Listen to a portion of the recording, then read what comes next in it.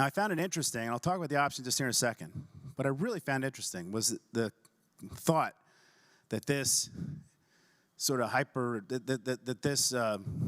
what we're here for doing this week is somehow unprecedented. In 2013, I guess that's now 22 years ago, I was on the other side of the building. I remember I was sitting there one day because in January 21st of 2013, and I read that something was going on over in this chamber. It turned out that Henry Marsh, whose name we've already heard today, a veteran civil rights attorney, decided to take a trip to Washington, D.C. because he wanted to see our nation's first black president sworn into office a second time.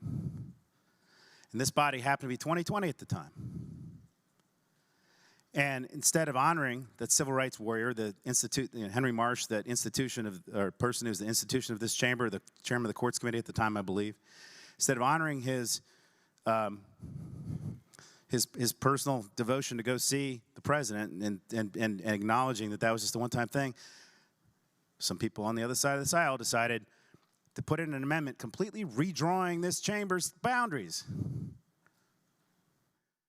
My recollection is it drew something like 5 or 6 Democratic seats and Republican seats. It would have given the current minority, something like a 10-seat majority in this chamber.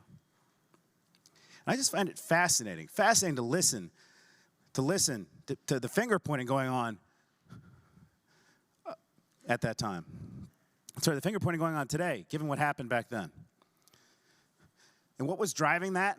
Was American democracy, Virginia democracy at stake? Was the future of our country at stake when that happened?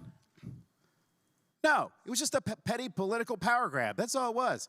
That is all it was. It had nothing to do with the future of our country and our democracy.